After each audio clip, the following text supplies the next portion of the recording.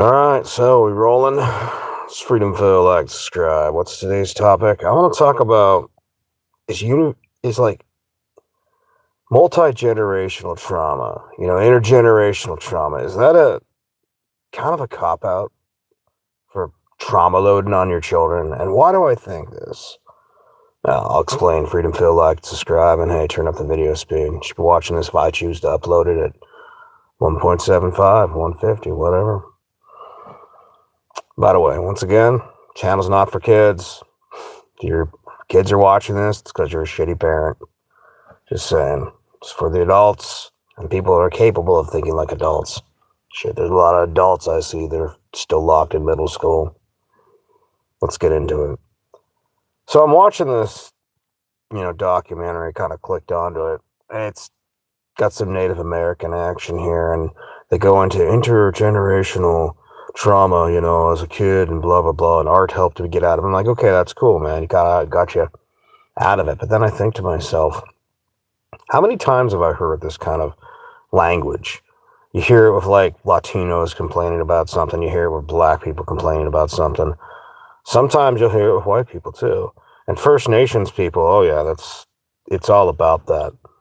But then I got to thinking, how much of it's really just parents that like just fucking didn't own up and just, put the big pants on, big boy, big girl pants on, and just fucking made things happen.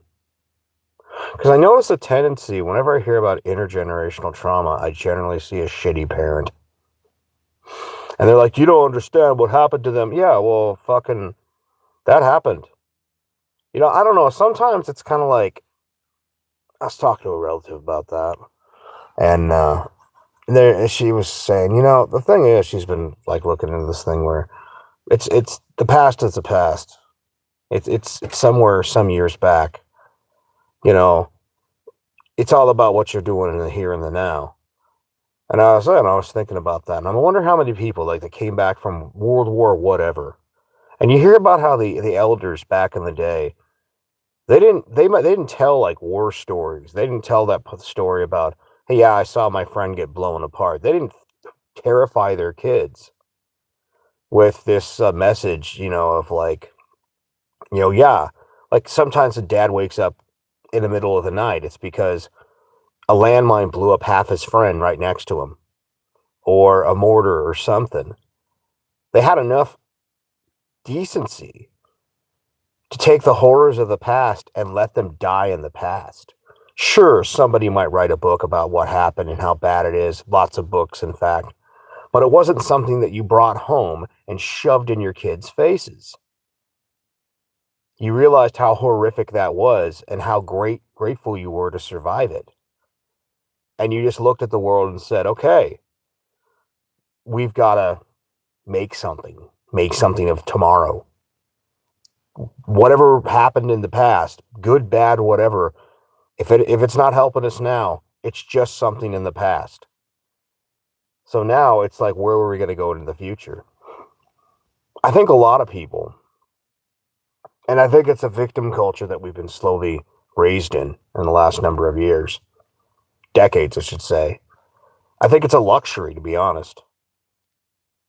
And it's kind of some of the same reasons that you'll see conflicts that go on for generations. Like, it's kind of funny, they were showing this example, this is ages ago, of some, Palestinian kids hanging out with some Israeli kids, just minus all the parents and all this stuff. And they kind of did the same things and talked about the same things. And the boys kind of looked at the girls and bought back and forth, like they were just kids, minus their parents, constant, oh, the hangover of the past, minus the hangover of the past. Because like I've said, if you can learn from the past, and there's going to be resources that have been built up over the past, but anything that isn't moving you forward towards the future, eventually, if you're just hanging on to that, and also, like I've said, how much of this multi-generational nonsense, multi-generational trauma is literally your parents trauma dumping on you. I know a lot of people don't. They're like, no, you can't say it. Like, I've heard this with black people when they talk about the struggle. How, telling your kids that, the world's out to get you. And yes, there are times that bad things happen and there is some racism out there, but how much of it is sometimes the way you react to society? Like you'll see, I was watching this video of the police. They showed up. It was a job site. These people were hanging out in an old car, and they're like, "Well, hey, can I see some ID? I just want to verify that you're the owners." And immediately and it was though the black family's land. They were building like a barn dominium, but a simple way to de-escalate that situation would have been, oh yeah, this is our property. We're building a barn dominium here. We have a house on the back 40 here. Want to build this as our new place. And instead, it's just in your face, like pre-conditioned, like rage with the police. And I understand, I kind of understand it, but I kind of think the way you handled that was the reason that things escalated to this ridiculous fucking level. In the same way that if I heard my whole life as a child, oh, the white man, they did this to our land and blah, blah. And it's like, let's go even further back pre-colonialism. Are you telling me that your tribe and this other tribe, these two nations, didn't butcher each other for thousands of years or hundreds? Who knows? And one group might have replaced another group, conquered and assimilated. That was worth saving into the new tribe. You're like, can we cut do we still have this, multi thousands of years trauma? Like, are we still like, are people down in like, like, yeah, I don't know, Mexico and further south in South America, are they still having multi-generational trauma from what the Aztecs did, tearing out people's hearts? Sometimes I feel like a lot of this multi-generational trauma, like I said earlier, is a cop-out for being a shitty parent. But it's also a cop-out to use against society itself. And it's something I've noticed over the course of, seems like a near eternity of existence. And I get a little sick of it. It's the same thing you'll see with broke ass white people where they're like, it's the system, it's the corporations, it's everything but you. And and this is the thing, this is why I've said before, and I'll say it again. The first person to likely put you into poverty, I usually would say, is yourself. But when you're a child and you're born into a bad situation, it's because your parents generally made a bad choice and a number of bad choices. And they lived and stewed in their bad choices. Instead of just sitting there and just looking at themselves and say, fuck this, we got to do better. Which was the message that I saw from a lot of the people I grew up around. And, not the, like when I went to church, I didn't see people that were stewing and, aiming for failure. But when I went around town, some of my friends and their families, I did see that. And then people talk about the drugs and the alcohol and all that, people like to call it self-medication. But let's be real about it. How much of it was really pot is fun to smoke and drinking is fun as well? And if you have a subsidized existence where you really don't have to get up off your ass for the most part, maybe work a little here and there, then, like they say, what was that old saying? The idle hands are the devil's playthings. Like basically referring to the fact that you have nothing going on with yourself. And then therefore you're partying, you're doing this, you're making bad decisions. And look, by the way, I don't think weed and alcohol are necessarily a horrifically bad thing. I don't think they're a bad thing at all. I think it's just how people handle it. Just, and then you get the people that get into the heavier drugs. And that can be bad because, I'm sorry, some of that, what it does to people. And then you pour that in with credit debt, and all this other crap. And then one day, someone's raising children in poverty, self-inflicted poverty. Their poverty is self-inflicted, like not having a plan, not having to hard work. And then when they could tell their kids are looking around like going, hey, why the fuck is it like this? Sooner or later, your kids give that kind of look. And there has to be the constant message. It was this other group of people that did this to us. It would have been all great if this other group of people, and I'm like, look, I could see that argument maybe back in the 60s, the 70s, and all the way behind there. But I was born in 1980. And sure, there were still some people that would say some rude stuff. But I've seen people from all different backgrounds, all different groups, all different religions and whatnot, and, ways of thinking, that if some of them have got off their ass and made something of themselves, and there's some of them that haven't, and there's a lot of them that are middle of the road. Now, why is it that one person can have the chutzpah to do it? Now, I'm going to say something that's probably going to piss some people off. I do think there is a certain level within groups of poverty that we are subsidizing substandard individuals, people that are low IQ, that have children. And if you don't have the thinking meat up above to actually really make, you could do stuff like back in the day when you worked at a Ford Motor Plant or something and you just screwed the same screw on a car all day. Sure, you could be like 80 IQ and fucking do that. But the world is moving up and up. And so some of these people are being left behind. And because we subsidize a lot of these people, just like the example of the guy in San Francisco who was like, yeah, I get like, I think it was $650 a month in money and like $250 or more in food stamps, free cell phone, free stuff, free this. Once you start subsidizing people that are like that, all that's left for a lot of those people to do is go out there and basically have good times. Now, when good times turn into bad times because maybe they get into heavier shit, of course, and then these people obviously have kids because, well, fuck, screwing is fun. What do you tell your kids when you know it's your fault? Because it takes a lot of, I don't know, it takes something greater than yourself just to look at yourself occasionally and be like, when you screw up, just to admit it, because that's what a part of being what an adult is. When you look at something and you're like, instead of being like a petulant child or a lot of women, and Lord knows a lot of the men out there, which I call femimen, you actually just look at the thing and say, okay, I made that decision. That was my fault. And that I fucked up. Now, how not to do that again? And then others look at that and say, okay, that was, I'm not judging the guy, but that was a mistake. Let's not do what that person did. See, I've said this before when it comes to mathematical mindset. You can calculate most things and prevent most things from ever happening that will cause negative effects in your life. You can basically look at things, okay, we have the statistics, so look at the long-term effects that have happened. That tells you this. And then you look down the line and you say, in X amount of years, what'll be the results of this? And then calculate. And basically, you have the answer. So bringing it back to the whole multi-generational trauma, I think a lot of it is literally just families and people that are substandard. And it's just a hard thing for a parent to look in the mirror and say, yeah, this is our fault. So it's easier to have some other group of people to blame than it is to say, maybe we shouldn't have partied so much. Maybe we should have saved our money. Maybe we should have maybe put a little into education instead of fucking cars and bullshit. But that's just not who people are.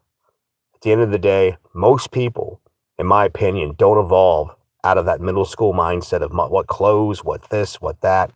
And you pair that with a lazy, unmotivated attitude, drugs and alcohol, and then having children into poverty, especially if you're subsidized. Because I think I agree with others that have said this. There is nothing more toxic, more poisonous than access to free money and even worse, free power.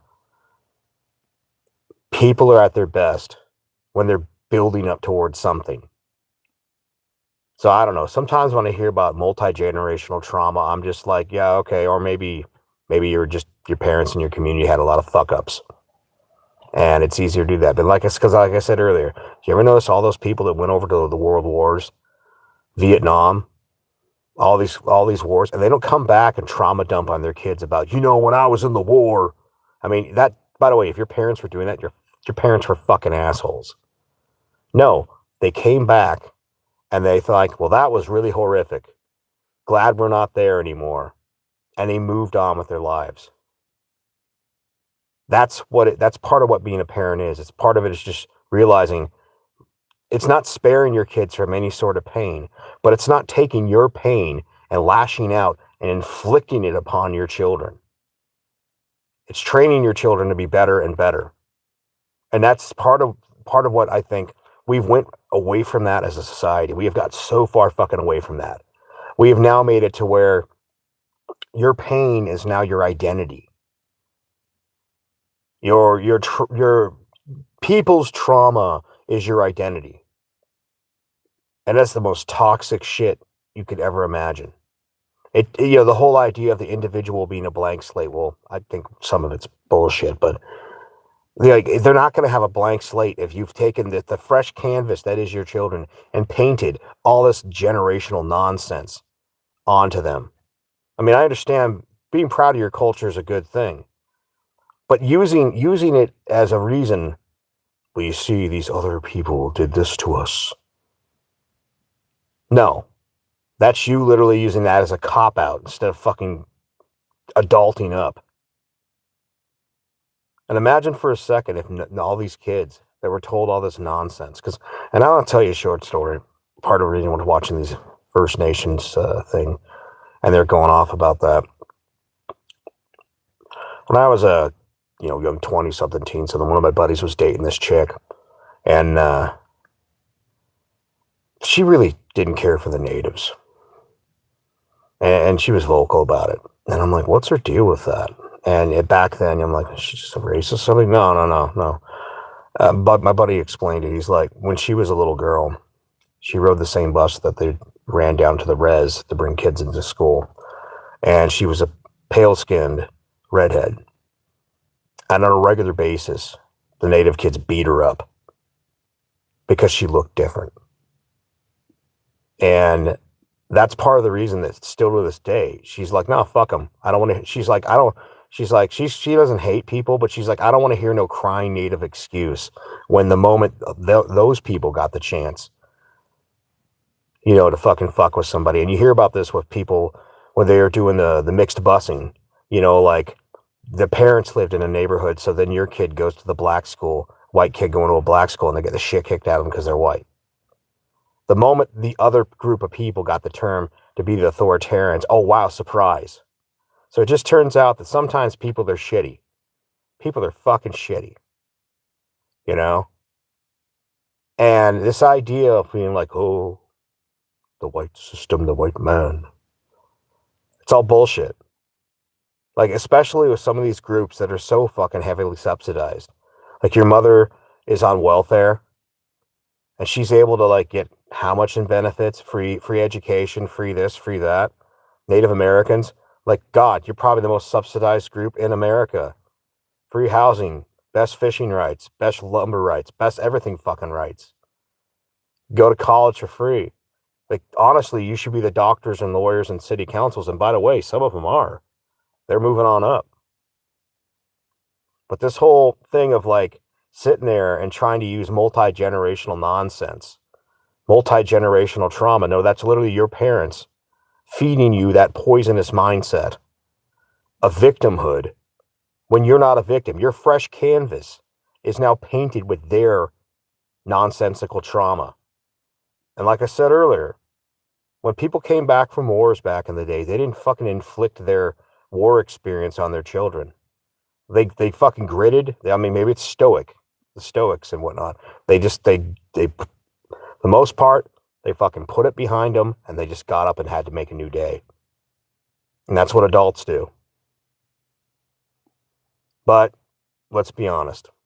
Most of the people you run into this world are just overgrown children, just trying to buy things to impress people.